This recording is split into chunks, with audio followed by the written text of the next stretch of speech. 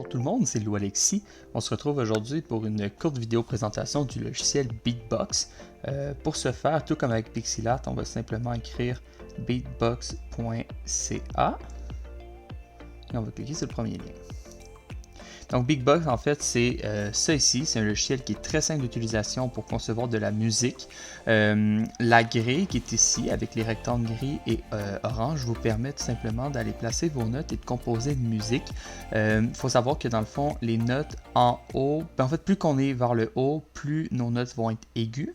Alors qu'ici, plus on est vers le bas, plus nos notes vont être graves. Fait que si par exemple, je place une note ici, on voit qu'elle sonne plus aiguë que si je la place ici. Voilà. Donc ça, c'est pour ce qui est des notes. On peut faire des notes qui sont relativement courtes ou des notes qui sont un peu plus longues en maintenant le clic gauche de la souris. Ici, on a plusieurs instruments. Donc si par exemple, je sélectionne Tinkerbell, eh bien ma musique va sonner différemment que si par exemple, je sélectionnais Picked Bass. Voilà, donc ça c'est les différents types d'instruments. On peut ajuster le volume ici, sinon on peut ajuster le tempo. Fait que si par exemple je rajoute quelques notes, puis que je fais jouer, on a une vitesse. Par contre, si je joue avec ça ici, là ça va être plus rapide ou plus lent.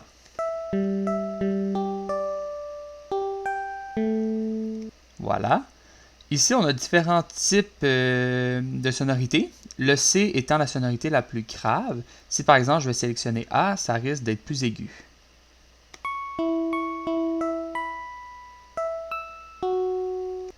Si je retourne à C, on voit que c'est plus grave.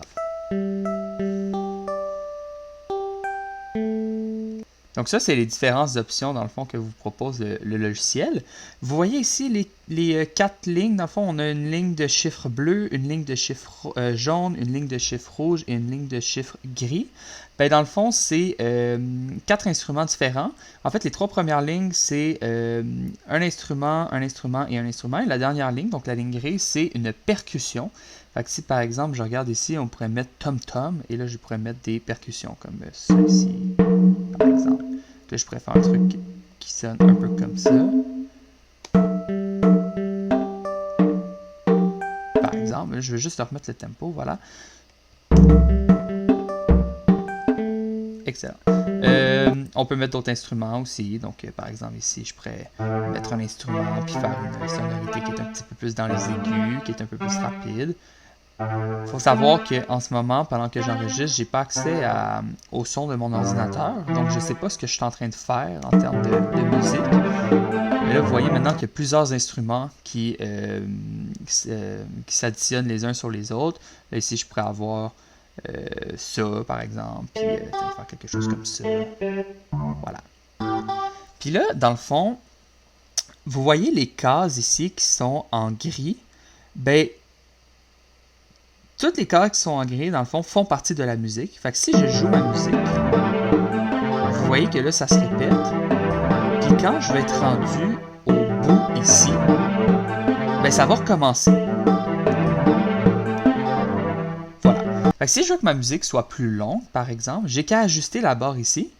Comme ça, toutes les cases qui sont là vont maintenant faire partie de ma musique. Là, on est d'accord que la musique est un petit peu répétitive. À chaque fois qu'on franchit une case, on recommence la même série de notes. Ce que vous pouvez faire pour créer de la variation dans votre musique, ce que je vous suggère fortement, c'est d'aller sélectionner une case et d'aller changer le numéro. Donc là, par exemple, ici, je mets 2, un peu partout. On voit qu'il n'y a plus de notes, puis que je peux recréer une nouvelle composition. Donc là, mettons, je pourrais faire ça comme ça, vite fait. Ici, je préfère ça comme ça. Comme je vous dis, je ne sais vraiment pas ce que je suis en train de faire en ce moment. Je n'ai pas accès au son. J'espère que c'est pas trop intense. Voilà. Là, ici, je pourrais faire ça comme ça, de même, etc., etc. Vous avez compris le concept. Ce qui fait en sorte que quand je recommence ma musique, voilà. Il y a de la variation. Là, ici, j'ai mis 2, 2, 2, mais ça aurait pu être, je sais pas moi, 2, 3, 4. Là, je mets, mettons, 3 ici, comme ça comme ça. Là, ici, ça pourrait être 3 par exemple.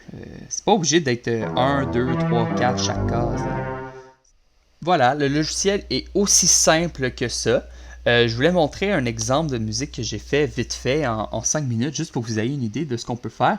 On voit ici d'ailleurs qu'il y a beaucoup de variations. Autant cet instrument-là ne varie jamais, autant ces deux-là proposent différents types de symphonies.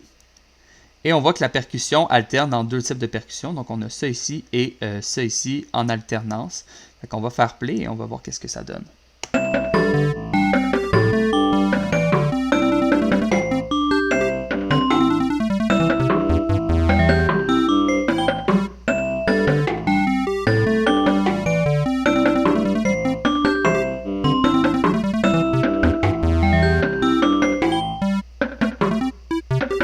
Voilà, ça va être donc à votre tour de laisser parler votre créativité.